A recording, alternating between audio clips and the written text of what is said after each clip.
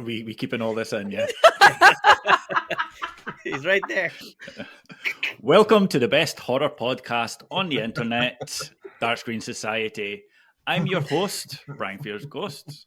We've got Seth. Say hello, Seth. Hello. Gigi.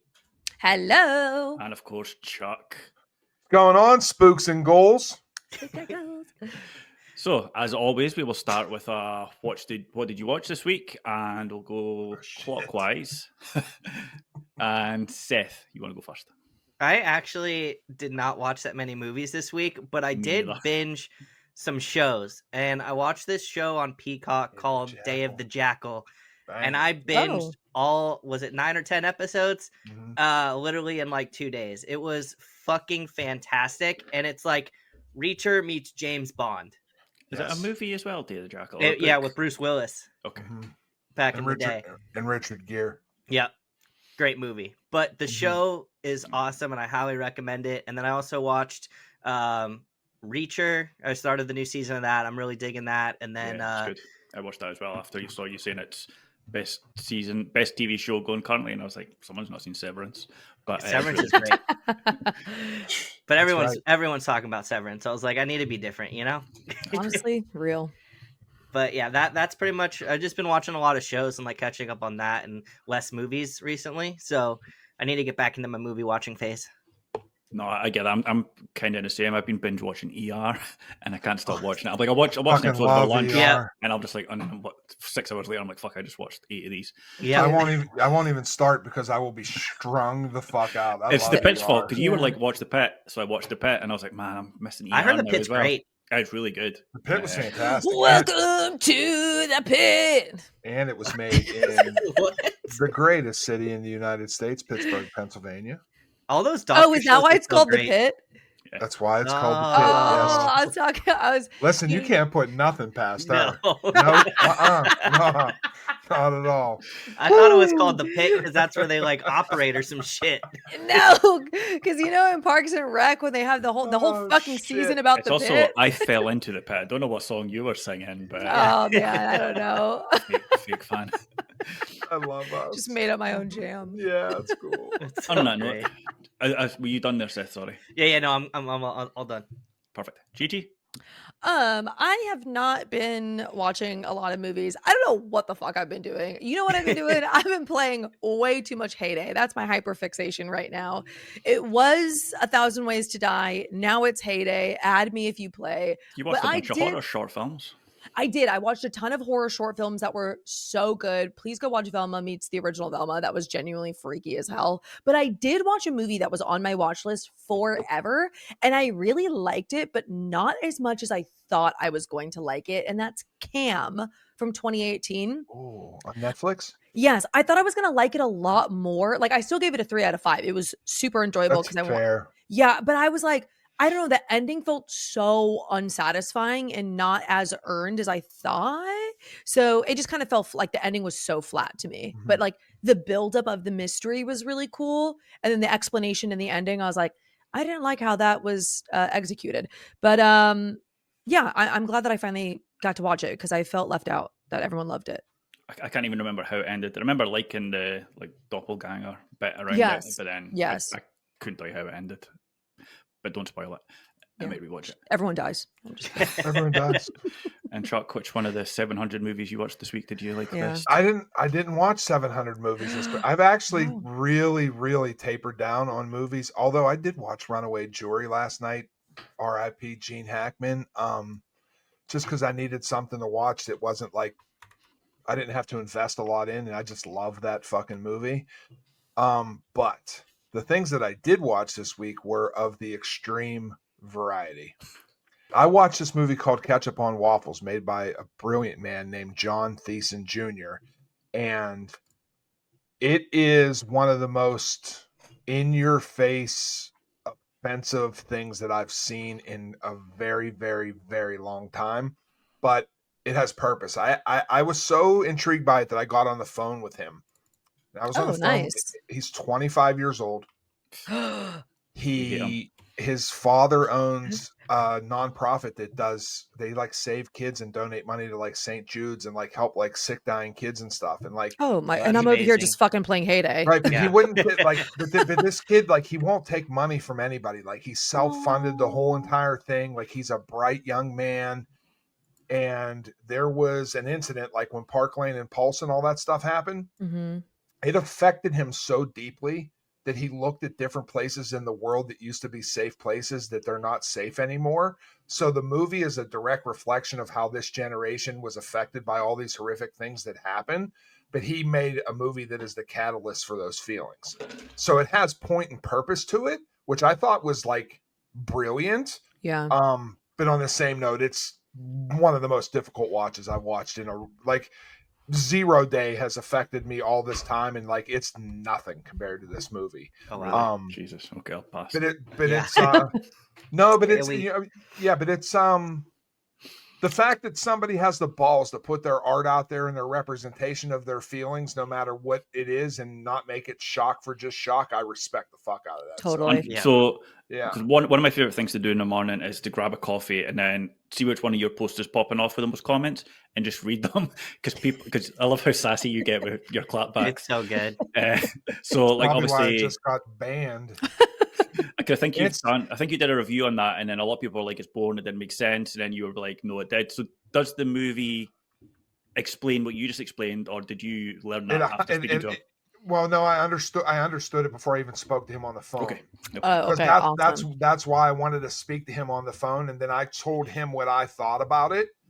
Like, there's this scene where the two main guys are sitting in this diner full of dead bodies that they just massacred all these people, and then they sit down and like cook a hamburger, and then they go on having like this discussion about like why onions don't belong on hit. Like, it's so nonchalant in the midst of all this madness. Mm-hmm. And it was such a direct representation of like how the world doesn't look at these things as that important, like the gun companies and regulations and things like that. And like the way that he juxtaposed these political messages over the madness was so fucking brilliant to come from a 25-year-old kid that like cares about the world that much. So yeah, I mean, it's a good fucking movie. I mean, plain and simple. Where can people watch this, Chuck? You can't. But if you want it, you can have it. Yeah, I don't know. Like I've seen the people that have been reviewing it, and I think we have different tastes. I hooked him up with. I liked it so much, and then after I talked to him, I fell in love with him, and I put him in touch with Dark Sky. I put him in touch with. How about this? Let's just say I put him in touch with everybody I could put him in touch with. Mm-hmm. And I think he's going to run festivals, because I think the press that film's going to get, even if it's negative, off of festivals, is going to create a hype machine like nothing people have seen in a long time. That's good. So I just wish him luck in what he does. We also have a project that we're going to do together that will be announced soon, which is oh my god, really fucking cool. We're learning so much lore about this movie. That's awesome. Yeah, I'd like to support that guy. He sounds great. Sorry for yapping. You can edit good. all that out if you want. No, I like. No, that's awesome. Like hearing people be passionate about stuff is much more interesting than me pointing at a movie poster. Yeah.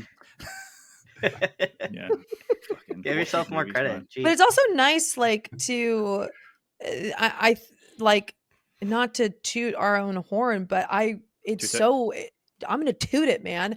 It's so important, like, for indie filmmakers to get their name out there, and I think that that's a passion of all four of us, is getting people's names out there that are truly passionate about film that wouldn't really have these opportunities if it weren't for platforms, big or small, just to be like, I fucking loved this and I want to share it with people that care about my opinion.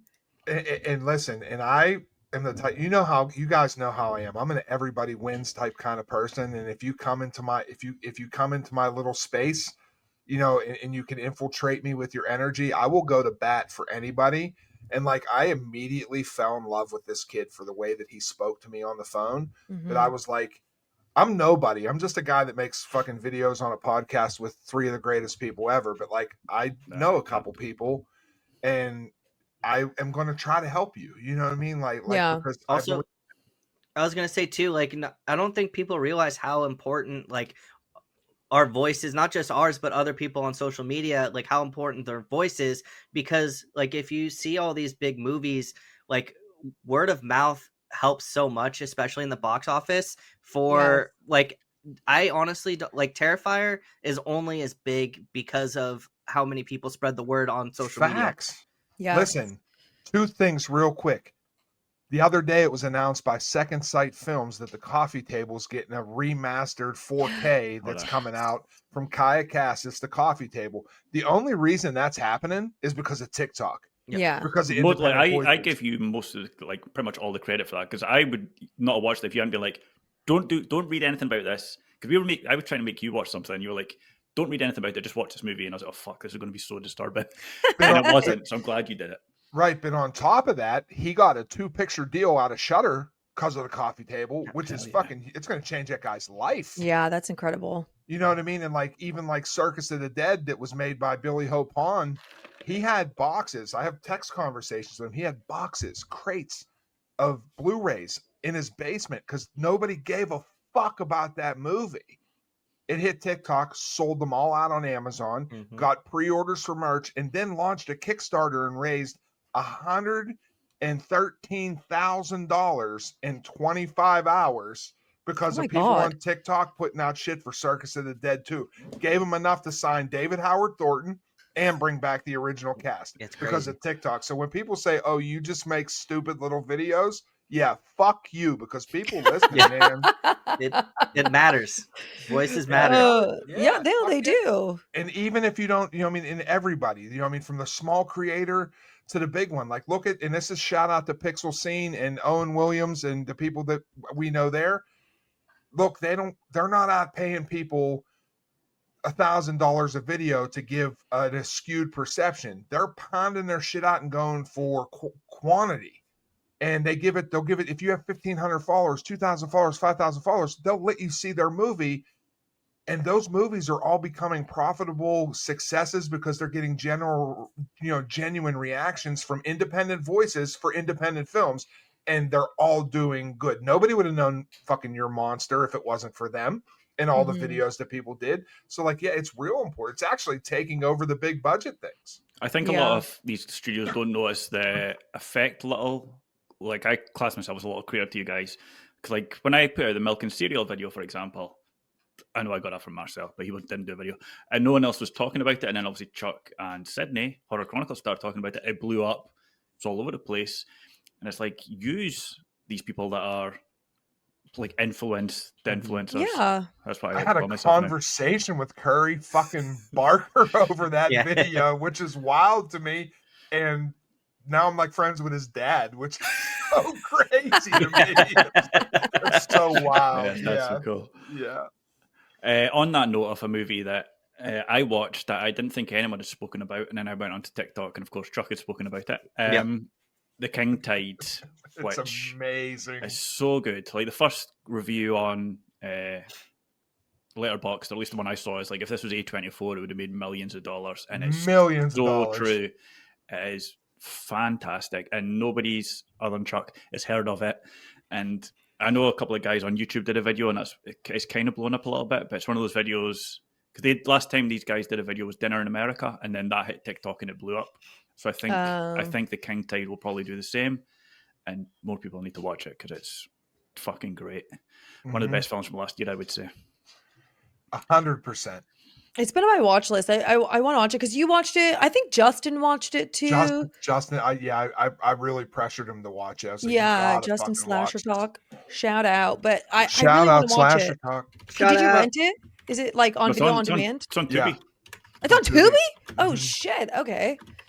Nice. And it's a lean 90 minutes, Gigi, and there ain't a fucking second wasted into getting to the point, and it moves pretty quick, and it's engaging, and what they do in 90 minutes for the budget that they had it's a brilliant fucking movie. It really is. Nice. Okay, let's get into the meat. I don't know why we keep calling it the meat of the podcast. I don't know. I can't think of another term. It's just no, me neither. We need to we're find not a better cooking. term. We're not cooking, but we're no, yeah. cook on some ghosts. Yeah, we're about to cook. Brian's our ghost with the most. Exactly. He's actually afraid of ghosts. Exactly. This is going to be the scariest podcast episode we've ever put out. So. Oh yeah, I'm actually really excited about this. Yes, me too. I'm not. I'm terrified. So, not to start off on a movie side of things, but do we believe ghosts exist? And if you did come across one, do you think you'd be scared or kind of cool with it? And I'll start with Gigi because she's always like, "Oh, nothing scares me." Nothing scares me. I do believe in ghosts 1,000%. I am a firm believer that everything on this world exists. Ghosts, fairies, I don't, who knows, maybe God, maybe not, I don't know, but yes, I think ghosts exist. And would I be scared of them? I guess it depends. I think that there are spirits that are out for vengeance, and then there are spirits that are just chilling. So it would just I'd have to like feel the vibes, but I think my initial reaction would probably be like, I'd be a little freaked out. Yeah. Chuck, are you a ghost believer? I ain't afraid of no ghost. Yes, I 1,000,000% believe in ghosts, and the reason that I believe in ghosts is because I've seen them and I know that they're real. And if people that have been following the podcast, I lost my mom, my dad, and my sister. And my sister visits my home on a regular basis. Oh, that's awesome. She very early on with my kids, I would catch my son River. He's 10 now, but when he was like 5 or 6, I would see him like standing in different places in the house, but he would be so locked in and engaged with something that like wasn't there. But she was like a real playful person, so you could see how she would like poke him in the belly because he would like bend back like that. You know what I mean? Like how she like tickled him and stuff. And we thought he was having like nervous tics and stuff. And then I like put it together. I'm like, oh, that's Valerie. Yeah. And she does other stuff too that she knows pisses me off, like moves stuff around in my kitchen and leaves the cabinet doors open and stuff like that from time to time. So I have 1,000,000% am sold on ghosts existing. Yes. You might want to burn that house down. I don't. No, that's his sister. My sister. Okay, yeah. That's fine. Yeah. Okay. Yeah, I was gonna say. Yeah, it doesn't. I don't find it. I find it very comfort. It's very it's very comforting, and you know, she never got to be like in my kids' lives because she didn't even never meet my 10-year-old. She just met my 13-year-old, and it makes me feel it to be in a weird kind of way. It gives me hope for the whole entire world. Totally. You know, like that's the feeling that I'm going to cry. So go ahead, somebody else. Yeah. Sorry, Chuck. I didn't mean to bring up. No. It's all good. I do believe in them. Thankfully, I've not ever seen one or had at least been aware of having a ghostly experience. Oh. We've been very open, Gigi and I, we've both got ADHD, so I don't even know if I would notice we're being haunted because I leave my doors open and shit constantly. So it might be a ghost that's opened my drawers, or I just walked out and left them open myself. So I need to make a short horror movie about an ADHD haunting. Wait, that's so funny, dude. I would love that. I know. So someone's probably just stole that. And that's another Angelina Jolie swooped in and stole that. Yeah. But yeah, I think I would... Because in my mind, when the first time I see a ghost, it's going to be like standing at the edge of my bed or something, and I would shit myself, let's be honest. Yeah, no, literally. So yeah, there's definitely a real... You've never had an experience before, Brian? That's crazy. No, like my username's all from movies. Yeah.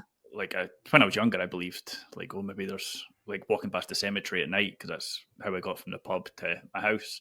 Mm-hmm. I thought, oh, maybe there is a ghost, but nothing ever happened, thankfully. Seth? I also believe in ghosts, but I believe in ghosts where it's more of like a presence. Like it's not like you'll see like a shadow or something like that. And I don't think they're evil. And the reason I say I believe in them is kind of similar to Chuck, where when my mom passed away, not even I think like 2 days later, I was a mess. I was crying. It was awful.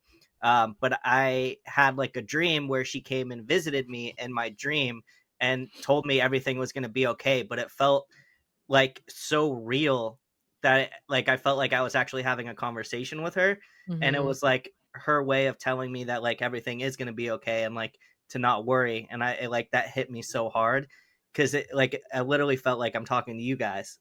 Yeah. Mm-hmm. So, and also like during the funeral too, like they were talking about how like we have all these like, you know, this presence, like she's always going to be with us. And when they said that she's always going to be with us, a big like gust of wind like flew through the cemetery, and it was like sunny. It was like there was no wind whatsoever, and then a big gust of wind kind of like came through, and it kind of like we kind of all felt like that she was there with us in that moment. Oh my gosh, yeah. And so that's kind of what I like vision as like a ghost or a presence, is like it's a feeling. Yeah. So yeah, I definitely do think they're real for sure. Oh yeah. Nice. Completely switch it from Yeah, sorry. in their fields there, folks. Yeah, Sorry way about to make that. us all cry, Brian. I know. Yeah. Is there a ghost movie that actually scared you? And start with Chuck. I get asked this question on a regular basis, and especially when I go live and things, what's something that actually scared you? And my answer is never going to change. It's always going to be the same, even though it doesn't scare me now. Poltergeist. Mm-hmm. Poltergeist was my first exposure literally to horror. I'm emotionally and attached to it because of my mom, and I will never ever forget what it did to me. And I was scared of my closet, I was scared of the bed, I was scared of clowns, like I was scared of everything. Like I used to think dead bodies were going to come through the swimming pool in my backyard legitimately. So it doesn't necessarily scare me now, but it scared me enough. I accredit me loving horror to Poltergeist. You know what I mean? Like that feeling I got, even though when I was scared and I didn't realize it then when I was a kid, but I have been chasing that feeling ever since. Like I want to feel what Poltergeist did to me as, an 11-year-old kid. So it'll forever be my answer. And I still love it. And I think it's a masterpiece. Like there's no flaws in it to me, but I don't find it scary anymore because I'm a mature 38-year-old adult now. But I do. Yeah, that's my answer. So what about you, Jeej?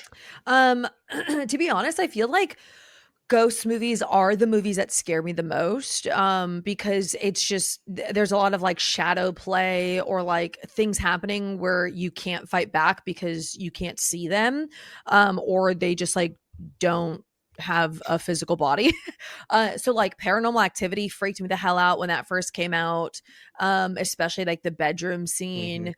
Or even just like Paranormal Activity 2, like what, like the scene that happens in the kitchen, because it's like even just being tormented by something like that would be terrifying, where it's like it's not even touching you or anything, but you're like, dude, I can't live in peace without being like constantly freaked out. Also like Gonjiam Haunted Asylum, same thing, terrifying to me. Things like, I feel like most ghost movies are the ones that, or most of the movies that freak me out are ghost movies. I feel that. Yeah, same. Seth? Yeah, I Paranormal Activity for sure is up there. The Conjuring, the scene that plays in my head every single time is when she's folding the laundry outside and it just like blows into this like demon ghost figure, and that shit fucked me up for the longest time. And Grave Encounters. I think Grave Encounters was like the first movie that like scared the living shit out of me. Like Chuck said, now it's not as scary to me, but when I first watched that movie, I had nightmares for weeks. Yes. Shout out Stuart Ortiz, friend of the show. Yes. Yeah, I love Grave. Like I know Chuck's Eden Lake is his comfort movie. I think Grave Encounters is my comfort movie because it's just so like good. it's I know all the scares are coming, and I'm like, okay, but like it's a warm cuddle of a scare instead of an actual jump up. But a movie that did scare me, although I don't think it's the first ghost movie that scared me, but the one that sticks with me is Paranormal Activity 2. I don't know why. I watched it in the cinema. People were laughing when like the baby gets dragged out of the crib. I love that. No, that's terrifying. I don't know if it's just that, because it was probably a slightly younger crowd, but they were, I was quite young back when it first came out. But they were all laughing, and I was like, oh my God, this is like, I don't understand how people aren't scared of an invisible thing pulling you away. And then I went home that night, and about 3 a.m, a picture fell off my wall, and I was like, that's it, I'm not sleeping tonight then. I'm done, So yeah, all the lights went on that night. Yeah. It's funny too. Sorry, Gigi, I was gonna say, it's funny too, because like Paranormal Activity was like our generation's version of the Blair Witch. Like, like theater experience for that, and like going home, it like that. The marketing for that movie was flawless. Yeah, no, because you were like, oh, did this actually happen? Yep. Because it's their real names. Like it was such on a low budget. Like, no, it's freaky felt as real. hell. But like, yeah, not seeing, being tormented by something that you can't actually see is so freaky. And like just shadow play type of stuff is so scary to me because that is something that's so real, like that happens to you in real life all the time. You're like, wait, did I just fucking see something? And you're like, oh no, that was just my robe like hanging, like, you know. So I think that's why ghost movies freak me out.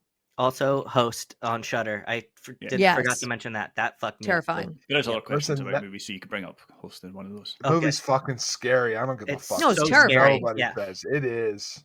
Yeah. The only, because cameras are obviously fixed on what they can show, because they can't show you like round corners and stuff if they're facing that way. I think like not being able to have a peripheral vision, because that's where you sometimes see things and you're like, what the fuck was that? And then there's nothing. Yeah. If you could figure out how to do that with a camera, it'd be fucking terrifying. But I don't think that technology is real. Yeah. But prove me wrong, filmmakers. Prove me wrong. Exactly. Make £1 million. Okay. So there's, not from me, I'm not paying it. So there's different kinds of ghost movies. Do you think that the ones that focus on like atmosphere and suggestion of ghosts are better, or do you like them to show the ghosts front and center? So Conjuring versus the others, maybe? I've not seen others in a long time, but does that make sense? There's a lot of confused faces. Okay, I feel like no. I get what you're saying. I'm just trying to think of movies that are like that because I think it just kind of depends on what the design is. For example, and I can't remember. I was just talking about this, but Mama. The Mist.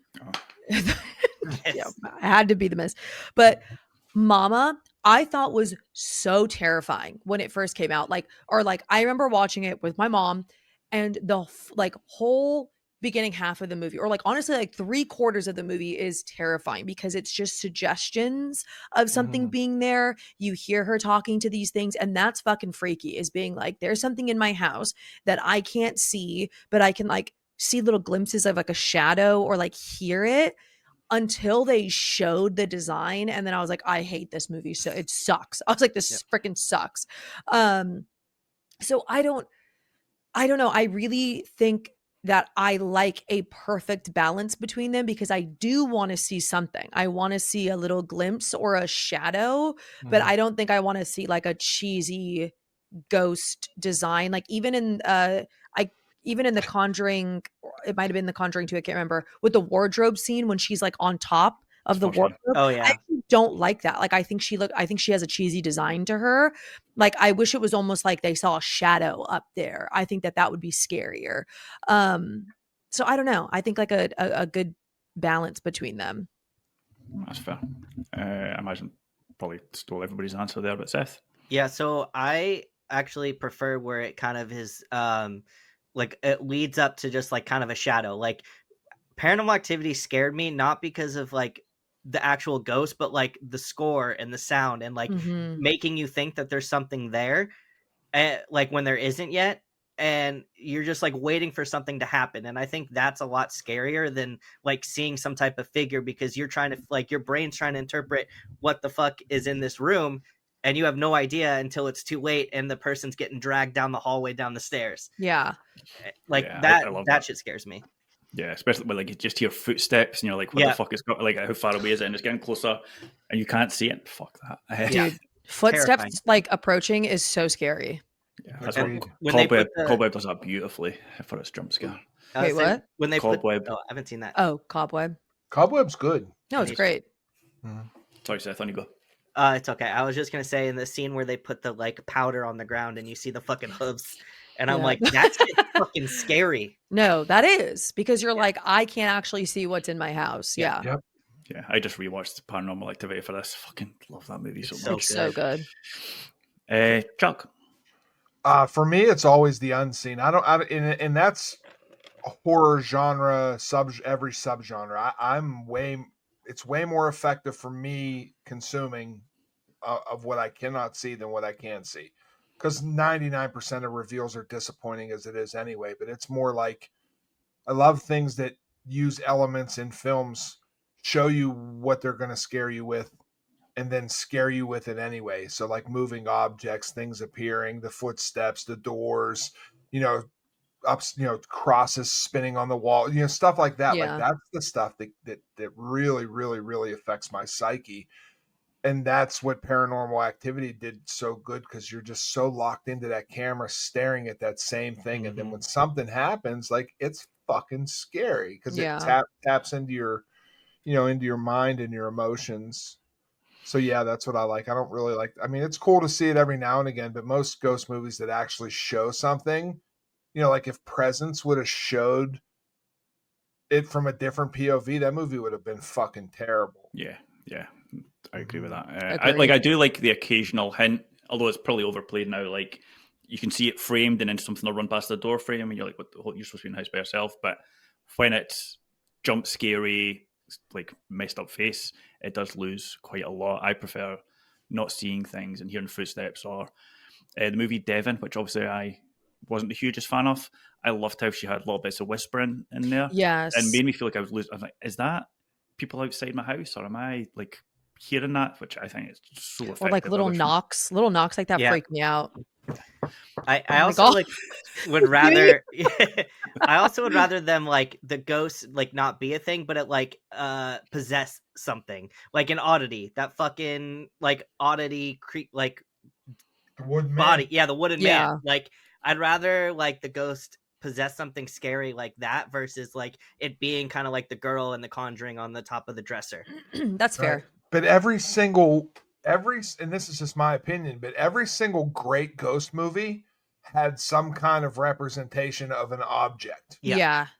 You know what I mean? Like Blair Witch obviously had like the stick things in the trees, and the Changeling had the wheelchair, and they all had like some kind of object for you to focus in on. So like that's really like what they got you with. Yeah, I agree.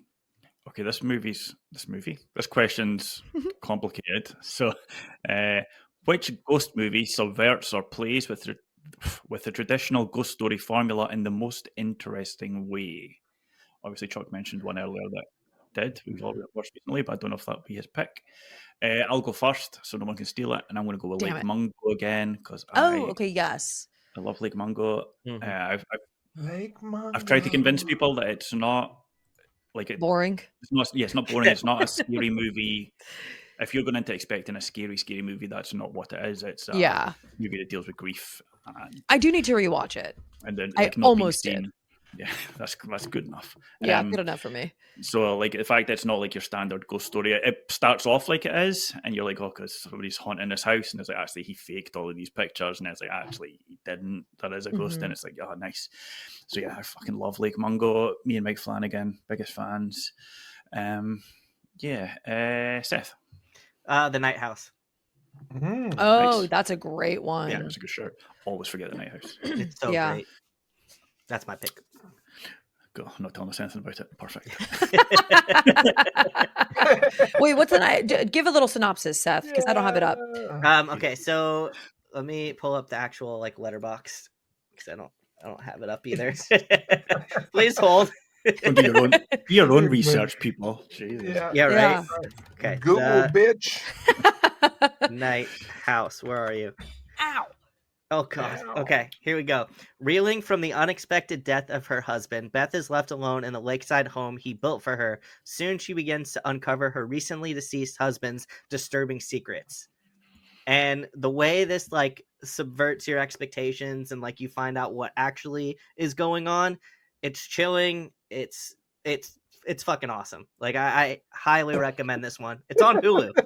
I love The Night House. I thought it was... I do too. Yeah, again, that's one that I'm like, I feel like it's not taught, like everyone loves it, but it's actually not talked about enough. And like so many people have seen it because it immediately hit Hulu like so quickly. And so, but I'm like, why don't people talk about it enough? Because Rebecca Hall. Yeah, and it's a great movie. She's underrated horror actress, I believe. She's in a lot of, great. She's and it's also one of my favorite, like you're focusing in on what looks like furniture and then it moves. Fucking that scene gives me chills. Oh my god! So like David Bruckner is one of my favorite directors. He needs to get his finger out, make more movies. Agreed. Chuck.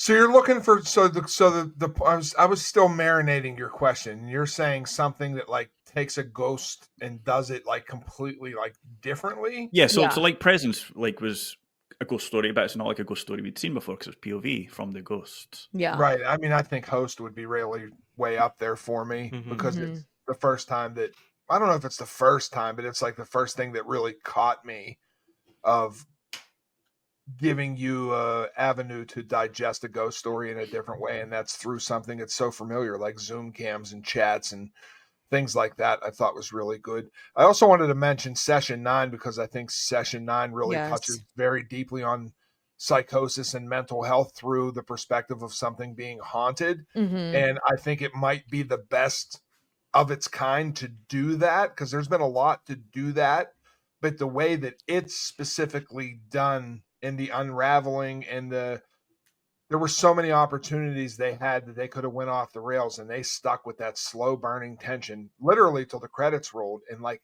it makes the movie better for that. That's a fucking scary. It really is. We love dogs around here, so that's okay to the audience. Yeah, it's just Honey. Yeah, I also gave Gigi a jump scare, so it was definitely worth it. Jesus Christ, I'm so jumpy today. Was it a dog or was it a ghost? It's a ghost possessing.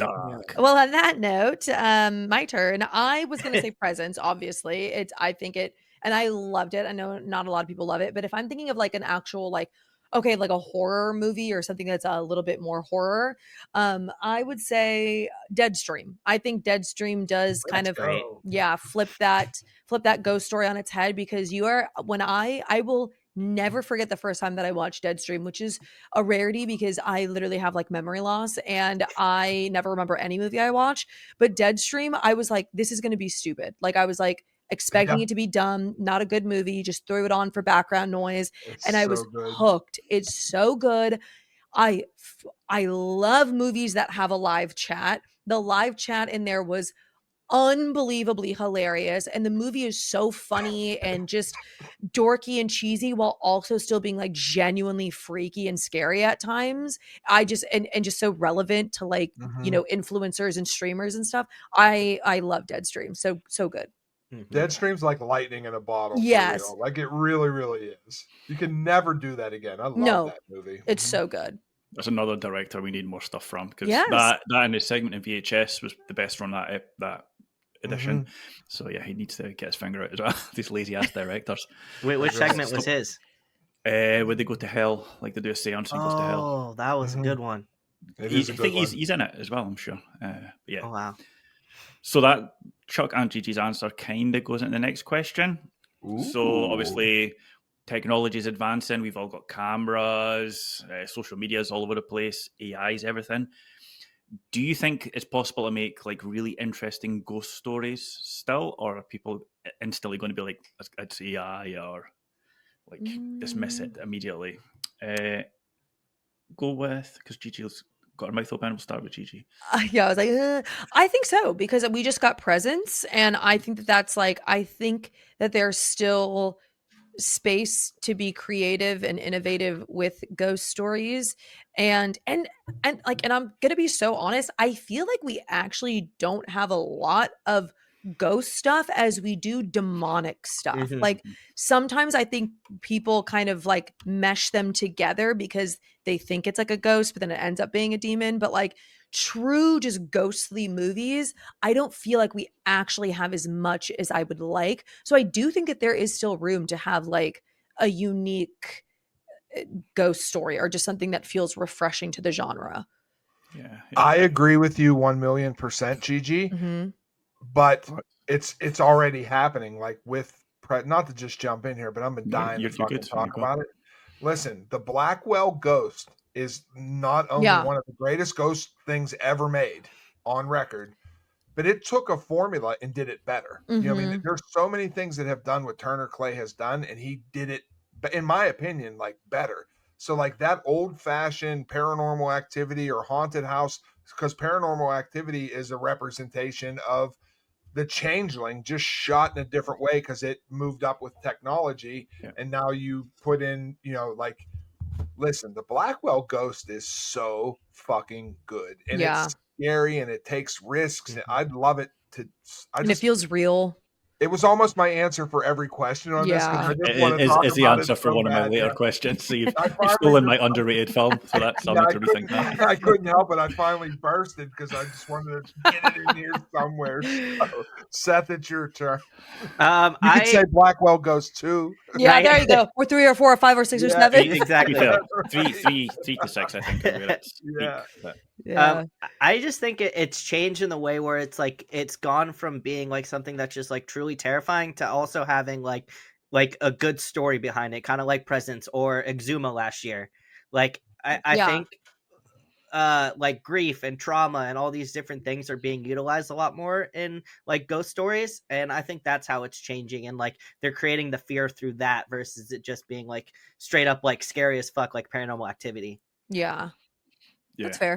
Yeah, totally. I think there's opportunities now because anytime because AI is getting better and better, so people are thankfully more skeptic about it. So someone could be trying, like, honestly, this shit is real, but clearly AI, the fingers are off or whatever. So you've got like a movie based there of people not believing you while somebody's getting haunted. Like, it's just an easy found footage movie right there for somebody. And Brian, like, stop talking about these I'm never going to do movie it. ideas. So I'm just telling people what I want to watch. Or like, that's a great movie idea. Well, there's a movie called Mora that's similar, where it's just a short movie, but it's really good.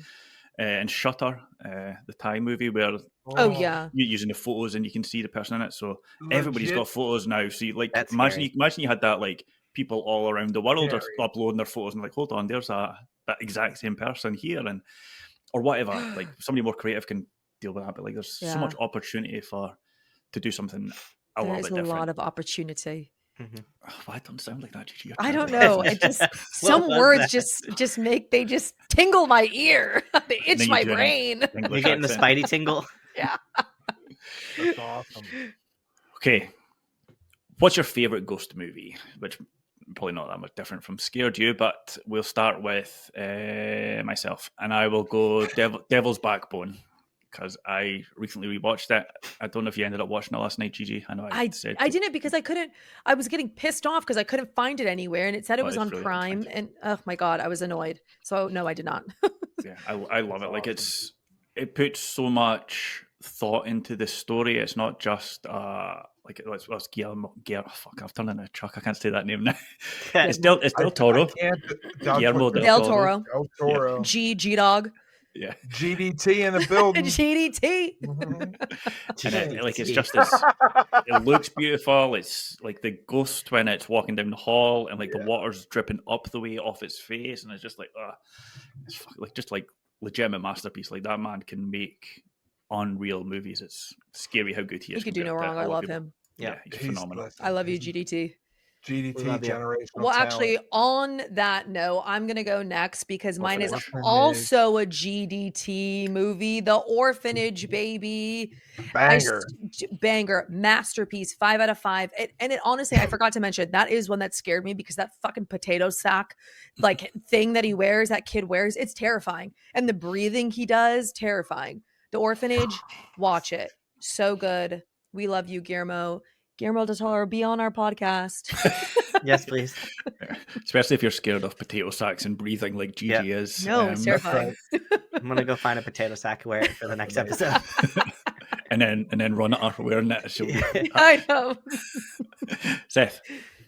So I have 2. So 13 Ghosts and 6 Sense. Nice. Perfect. Great choices. Thanks. Yeah, love them both. Movies everybody knows as well, which is nice. Yeah. And Truck. Love them both. I'm not gonna rehash Poltergeist or the Blackwell Ghost, but the only movie, and I love this movie. This is top favorite of all time, and this is a bold pick, but it scares me every time I watch it. Like, legitimately gets into my psyche and scares me every single time. But the only reason that I backed off is because about Gigi saying how you're mixing like demonic in with like ghosts, but I think it's very much. I think haunted houses are ghost movies. Yes, yeah, I agree. The Amityville Horror remake with Ryan Reynolds. Slaps! So it's good. Fucking scary. Like, no, it's terrifying. It is, and it's all that's his best performance. I don't care what anybody says because he so convincingly sells the unraveling. Dude, evil. Evil Ryan Dude, Reynolds, terrifying. Scary. That movie is I got goosebumps thinking about it because it legit scares the shit out of me. I don't know why. It's very effective. The look It in is. his eyes in that movie too, Yes. like it is Dude, fucking it's scary. so good, man. It's unfortunate that he is now like typecast in these like, you know, silly cheeky movies because he really like buried Amityville Horror. He does like it. He really does sell like scared or like unhinged or just like panic. And I just feel like he's really I'm sold like himself short. I'm really well. I mean, it's almost. I mean, now he's like a bazillionaire. Yeah. Like I'm really happy for him, but I almost wish he would have took like the Justin Long route and just made like cool fucking horror movies. Yeah. I did love Safe House though. That movie rips with him and Denzel Washington. I love Safe House. Yeah, he's a good actor. He is. No, he is. He's a great actor. I don't think I've seen like his last 5 movies. The one where he was in a computer game, I think, was the last one I saw around it. Like it's just all Netflix stuff. Oh yeah, Free Guy. Free Guy. That's so good. Wait, it was great. So good. Yeah, then so just, good. like Jodie Comer. Jodie Comer's in that as well, isn't it? Like she's one of my favorite actresses. She's so good. Also, The Proposal, which is one of my best. probably my favorite Ryan Reynolds movie ever made. Definitely, maybe another great Ryan Reynolds movie. We love you, Ryan Reynolds. Also be on our podcast, please. I'm a big fan of Two Guys, a Girl in a Pizza Place. That was my favorite. I love that TV show. Oh, yep. What is that? I think I don't know if it was the first thing he was in, but it was the first thing I ever saw him in. This is many years ago. It's a TV show called Two Guys, a Girl in a Pizza Place, which you'll never guess what it's about. And then it changed because they got fired from the pizza place, so it became. Shut the hell up. I miss just two guys and a girl, I think, because they ditched the pizza place. Are they in a pizza place? That's crazy. I miss his rom-com era. Yeah. Okay, last question. They just eat Chinese through the whole show. Chuck's already stole my answer for this, but what's an overlooked or underrated ghost film that you believe deserves more attention? Oh, easy. Chuck, because you stole my answer, you can go first. Because no, Gigi said it's easy. Easy. You stole my answer. Easy. Go ahead, Miss Easy. It's the movie that I will scream at the rooftop. Let's go. That I think is one of His house. Scary Underrated and scary as fuck, and nobody ever wants to watch it. It's so underrated. It's also just like a very important message, but like while also being genuinely terrifying. His house. So good. It's so good. It's so good. Well, technically, is it not a witch movie? Well, I guess, but I'm just being. I agree.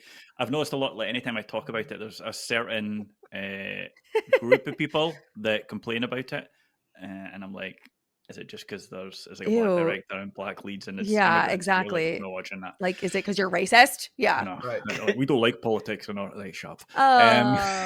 Boo! Tomato. You know what? His house is another one that Netflix hurt. What do you mean? Because I think that under a studio, it could have got better marketing. Oh yeah, for the lead up to the film coming out, but it was just like Netflix did nothing for it. They just dropped it on Netflix. Yes. So like, I think that kind of hurt his house. But like, once again, slap A24 on his house or something like that. Like that movie does fucking hundreds of millions of dollars because it delivers the fucking goods. It's a great fucking movie. Exactly. Mm-hmm. I agree. Yeah, good show, Gigi. Thank you. What about you, Seth?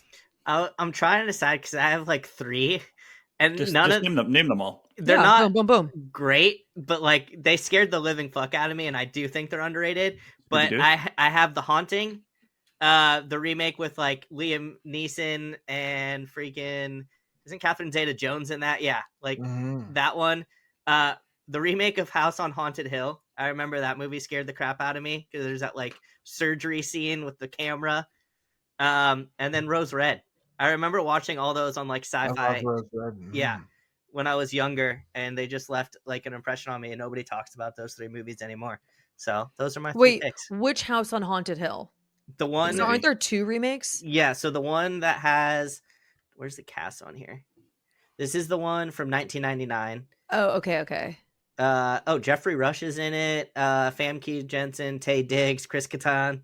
Okay. Yes. Yeah. It's a random cast. It's such a random cast, but that movie is creepy. Famke. But those are my 3 picks.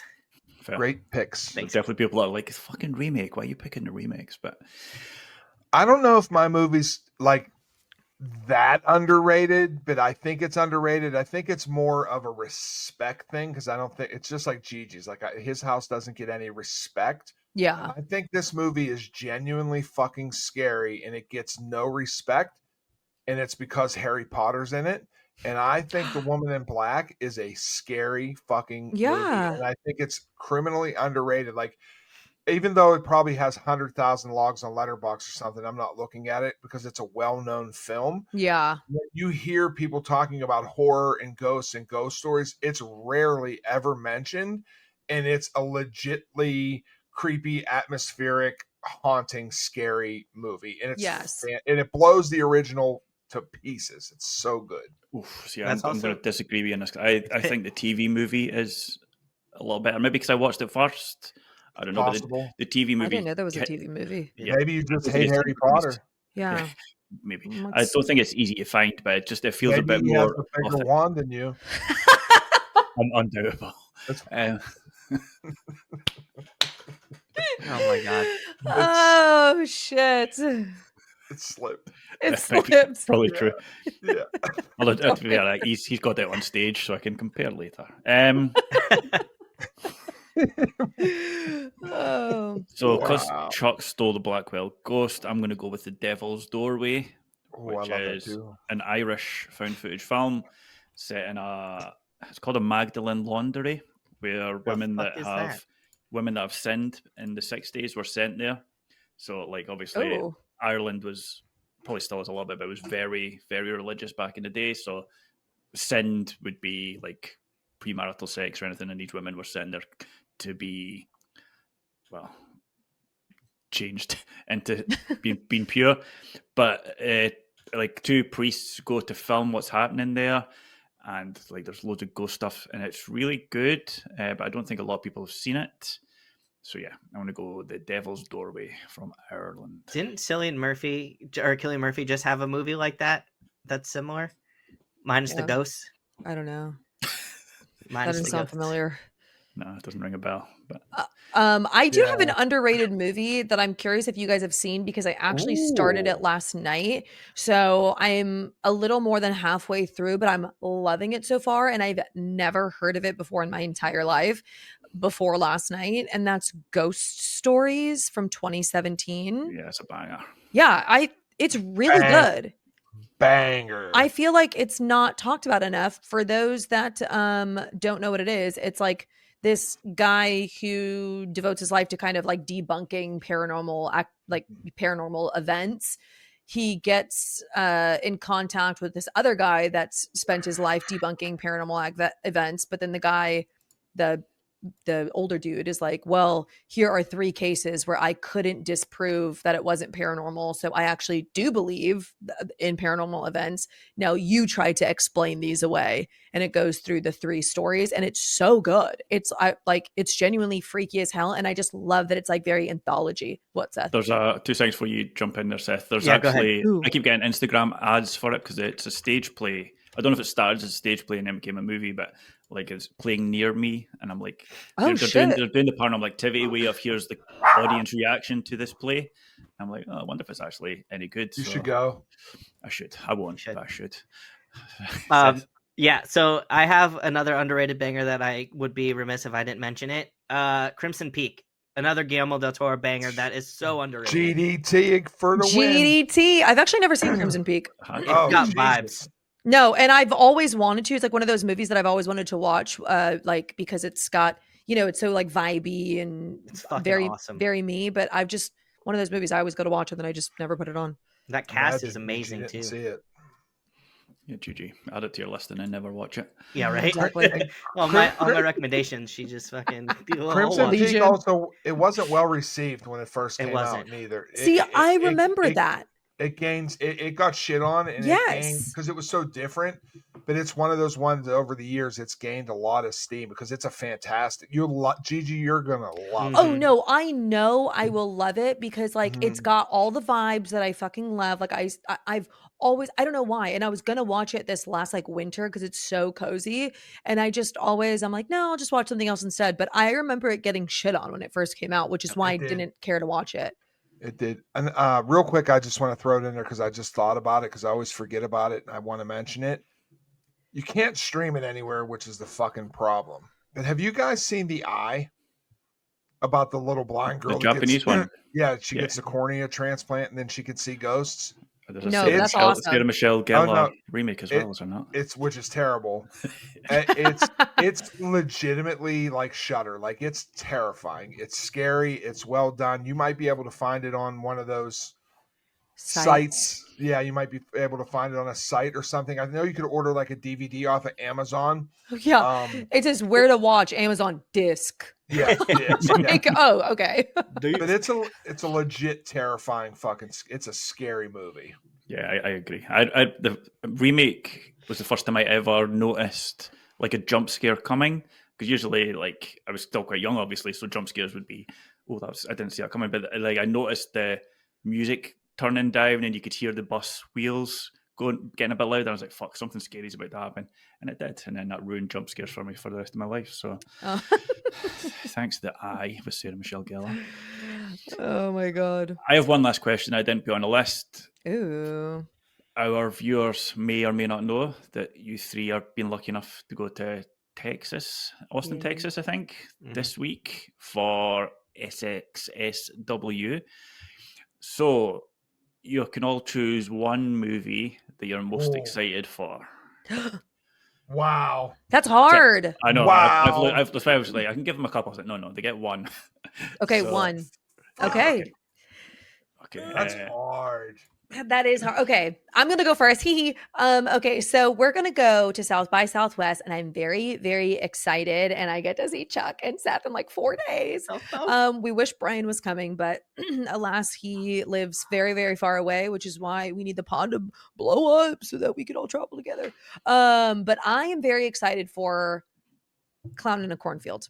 I read the book. I think it's awesome. That. I love Adam Caesar. I think he's so kind. I've had the opportunity to hang out with him in person, and he is the sweetest person. I think he deserves all of the success that has come his way with Clown in a Cornfield. So I'm so excited to see the movie rendition, because the book is just like silly fun. Like it's just like crazy kills, silly fun, clowns. And so I think it's going to be so fun transferred onto a movie.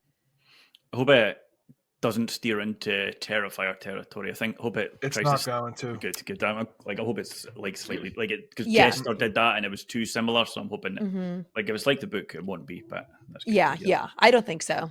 He told me it felt more like Scream than Terrifier. Oh, I love that. Okay. Like tonally. Yeah, I love that. Which made me very excited to see it. On that note, then, Chuck.